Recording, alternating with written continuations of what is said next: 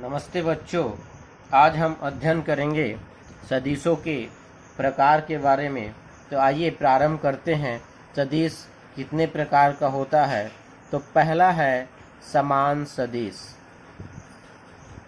समान सदिश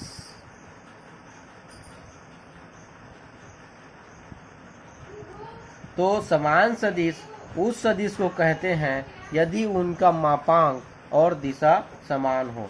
यदि दो सदिश दिया है और दोनों सदिशों का मापांक और दिशा क्या हो? समान हो, तब उन सदिश को कहेंगे हम समान सदिश।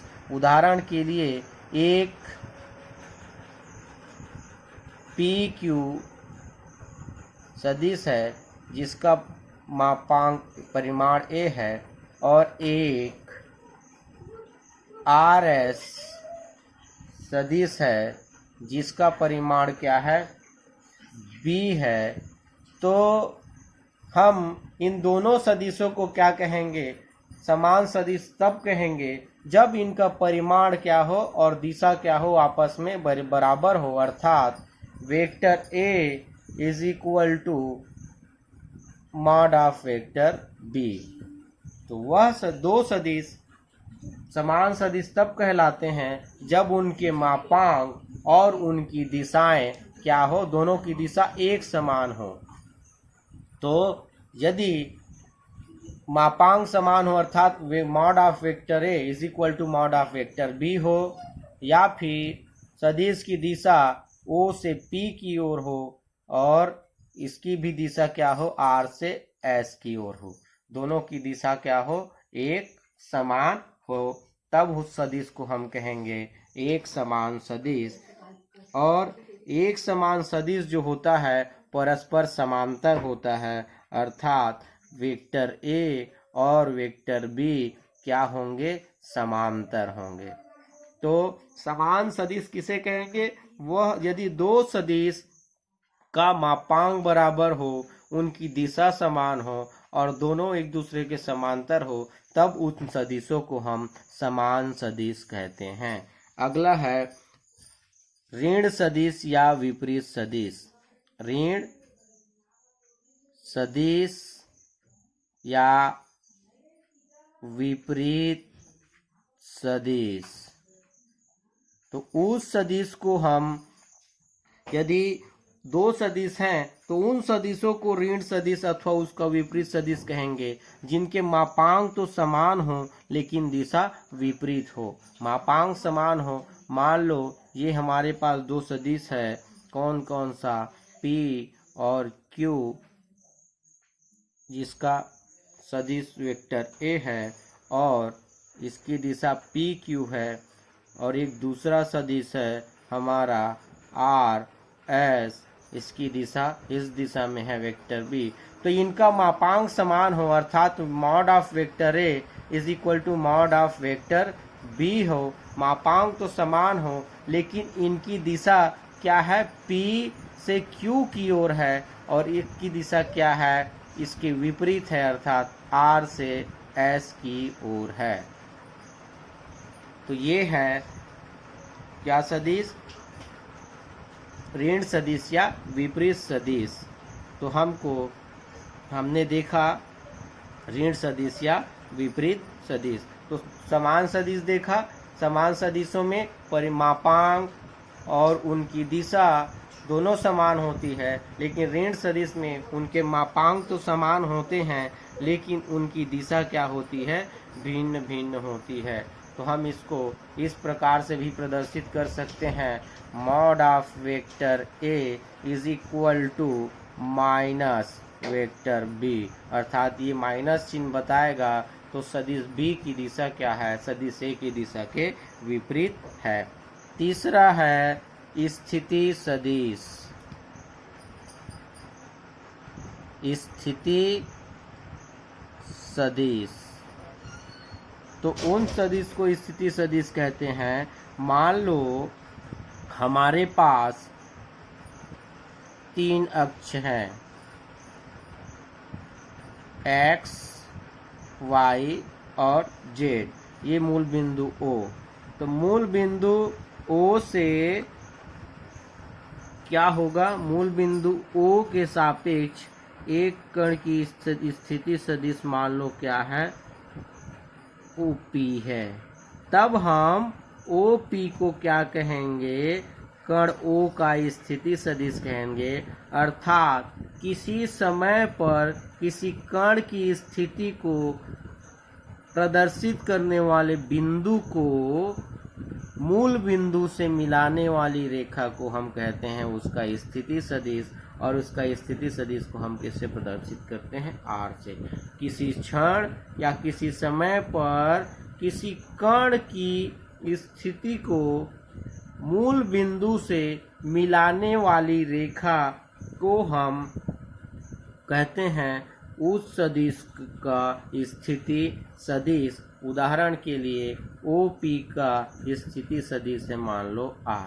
हमने यहाँ x और y अक्ष के बीच समतल में एक बिंदु P है, तो इस बिंदु P को, या एक कण है जो, तो इस कण P को मूल बिंदु O से मिलाने वाली सदिश रेखा तो कहलाएगी इस बिंदु का स्थिति सदिश, और स्थिति सदिश को हम R से प्रदर्शित करते हैं, इसलिए OP का स्थिति सदिश क्या हो जाएगा, वेक्टर R। अगला है विस्थापन सदिश। चौथा विस्थापन सदिश।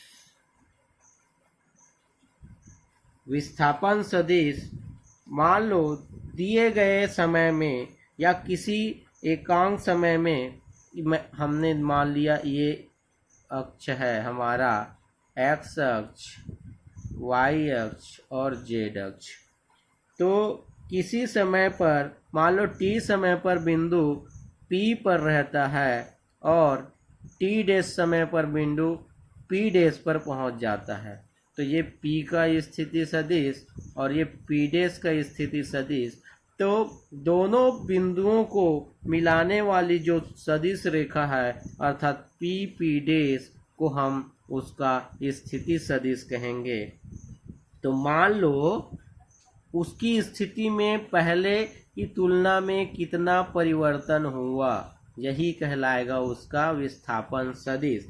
तो मान लो दिए गए समय में किसी गतिमान कण की प्रारंभिक स्थिति और अंतिम स्थिति को प्रदर्शित करने वाले बिंदुओं को मिलाने से प्राप्त जो सदिश होता है उसको विस्थापन सदिश कहते हैं।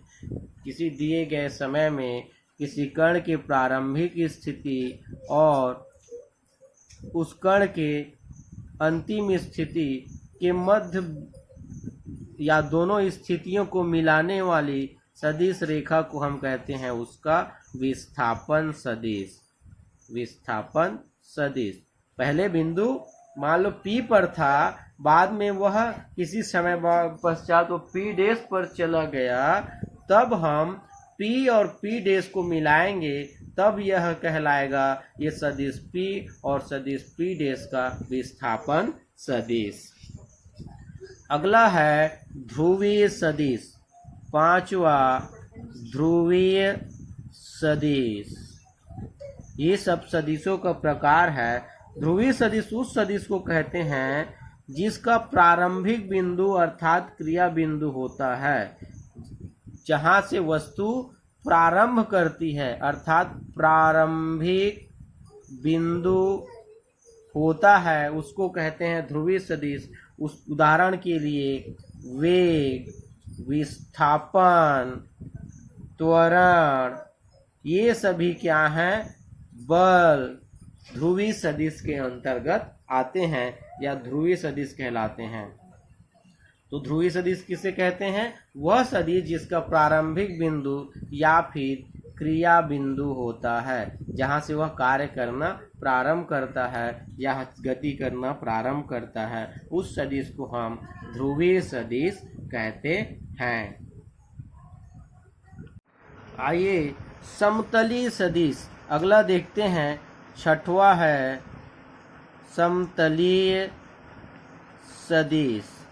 तो उस सदिशों को हम समतली सदिश कहते हैं जो एक ही समतल पे स्थित होता है या एक ही तल पे कार्य करता है। अर्थात वह सदिश जो एक ही तल पर कार्य करता है, एक ही तल पर कार्य करता है, समतलीय सदिश कहलाता है। अगला है समरैखिक सदिश।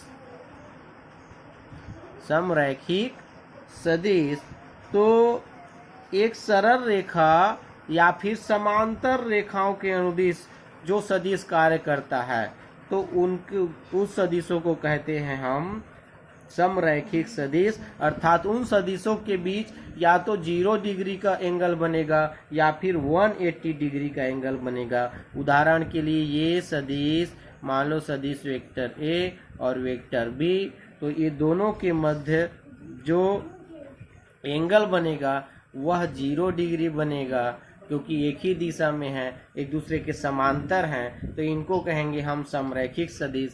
या फिर एक सदिश वेक्टर ए और एक सदिश वेक्टर बी, तो इनके मध्य बनेगा 180 डिग्री का एंगल। अर्थात ये एक दूसरे के समांतर हों या एक ही सरल रेखा में हों, तो उनके मध्य कार्य करने वाले सदिशों को हम समरैखिक सदिश कहते हैं। या फिर इस प्रकार से भी हो सकता है, एक सदिश वेक्टर बी इधर है, एक सदिश वेक्टर ए इस प्रकार से है, तो दोनों एक दूसरे के समांतर हो या एक ही रेखा में कार्य करने वाले सदिशों को हम समरैखिक सदिश कहते हैं, और उनके मध्य 0 डिग्री या 180 डिग्री का अंश कार्य करे या उनके मध्य 0 डिग्री या 180 डिग्री का कोण बने। अगला है सह प्रारंभिक सदिश। सह प्रारंभिक सदिश तो वह सदिश जिसका प्रारंभिक बिंदु एक समान होता है उसको कहते हैं हम सह प्रारंभिक सदिश। मान लो एक सदिश क्या है, वेक्टर ए है, दूसरा बी है, तीसरा वेक्टर सी है, चौथा वेक्टर पी है, और सभी एक ही बिंदु ओ से क्या हो रहे हैं, प्रारंभ हो रहे हैं। अर्थात उन सदिशों को जिनका प्रारंभिक बिंदु या पाद बिंदु क्या होता है, एक समान होता है, उसको कहते हैं हम सह प्रारंभिक सदिश। तो आइए अगला देखते हैं मुक्त सदिश। अगला सदिश है मुक्त सदिश।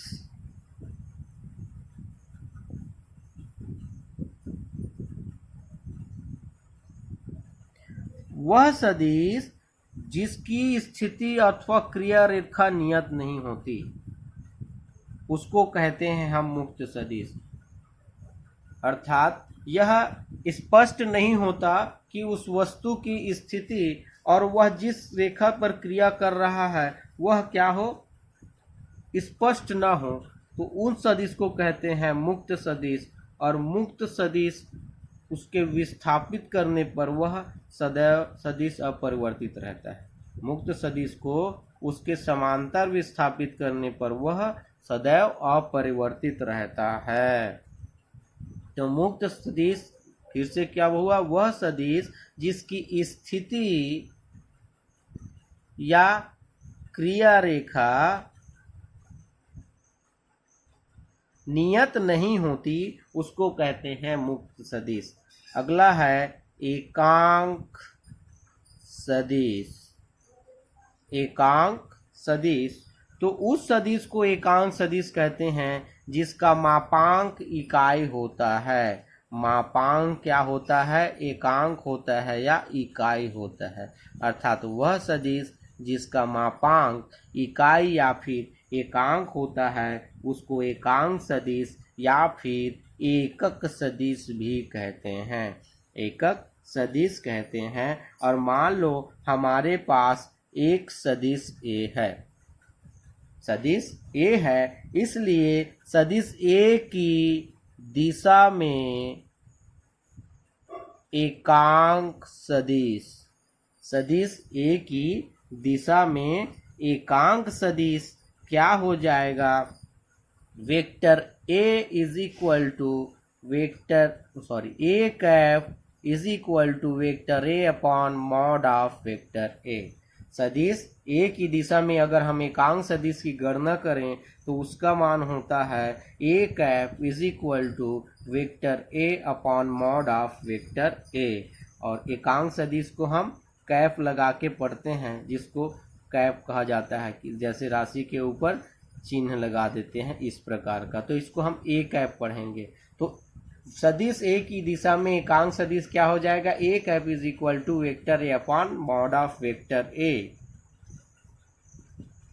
या फिर इसको हम इस प्रकार से भी लिख सकते हैं, सदिश A is equal to mod of vector A upon A cap. हमने इसका क्या कर दिया, तिर्यक गुणक कर दिया, और मॉड के अंदर कोई वैल्यू है उसका मतलब मॉड ऑफ वेक्टर ए का मान ए इंटू ए कैप। तो ये है सदिश ए की दिशा में एकांक सदिश। उसी प्रकार सदिश बी की दिशा में एकांक सदिश क्या होगा, B cap is equal to vector B upon mod of vector B, vector B upon mod of vector B. और इसको हम और क्या लिख सकते हैं, वेक्टर बी, इसको तिर्यक गुणा किए तो mod of vector B upon B का कैप, या फिर मॉड से जब बी बाहर निकल जाएगा तो उसके परिमाण के बराबर बी और इंटू बी कैप। तो ये होता है एकांक सदिश। और यदि हम एकांक सदिश को एक्स वाई और जेड अक्ष के अनुदिश प्रदर्शित करें तो एकांक सदिश क्या होता है, 1 होता है। एकांक सदिश का क्या होता है, मान कितना होगा, 1 होगा। एक्स वाई और जेड अक्ष के अनुदिश यदि आई कैप और जे कैप और के कैप है एकांक सदिश, तब उसका मान कितना होता है, 1 होता है। तो हमने देखा सदिशों का प्रकार,